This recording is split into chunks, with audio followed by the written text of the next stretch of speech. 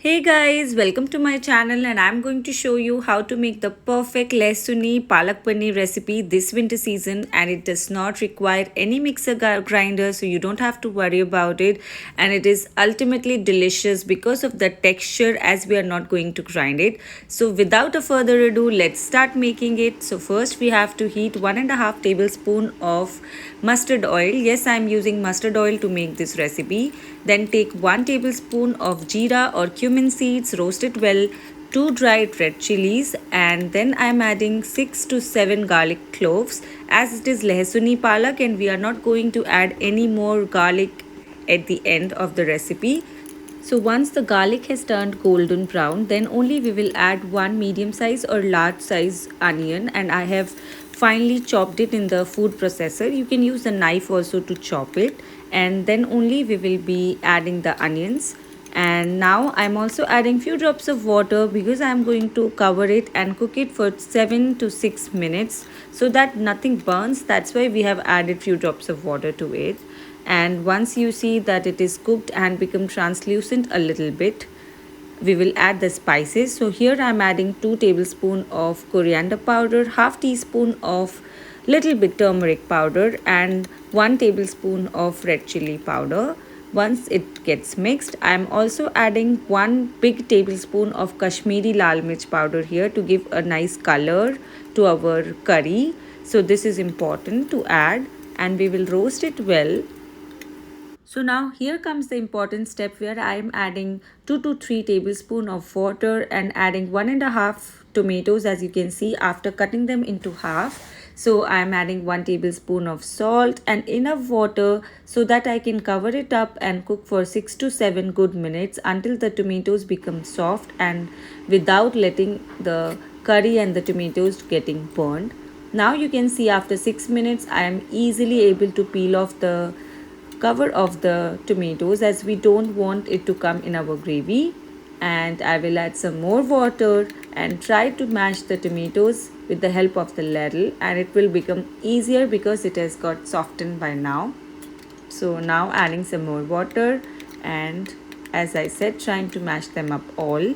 And once I'm done, I'm adding one big bowl of chopped and washed thoroughly the spinach or palak.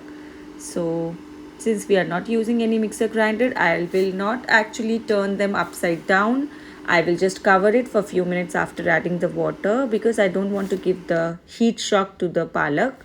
So once you see after 3 to 4 minutes it becomes soft automatically, and I'm adding 1.5 tablespoon of curd here to give the nice sour taste and the texture as well. So it is actually hung curd that I'm using. You can use normal curd as well. Mix it up and add half teaspoon of sugar so that it balances the bitterness of spinach or palak that we have added in the curry, and it will be just so nice. And I'm mixing it all up.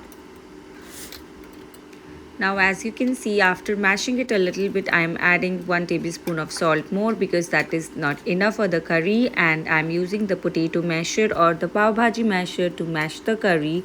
This is how we make it when we are not using the mixer grinder, and this gives ultimately nice texture to it.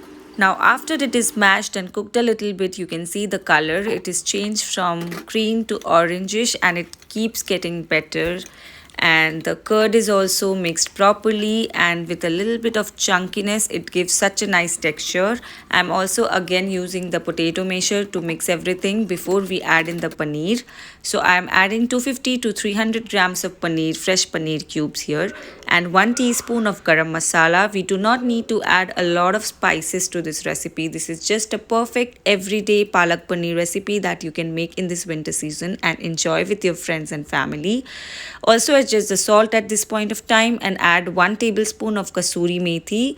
After crushing it with your hands, 1 teaspoon of black pepper if you want a spicy kick to it, since we have not added any green chilies to this recipe.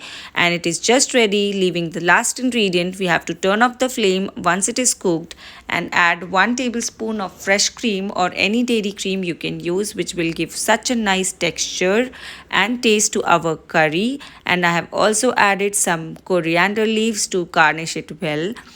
And once we have added the fresh malai, it's ready to be served, and enjoy it with fresh parathas or fulka chapati as you wish. And also it tastes best with the jeera rice. So enjoy guys. Hope you like the recipe. This is Rishika. Bye bye.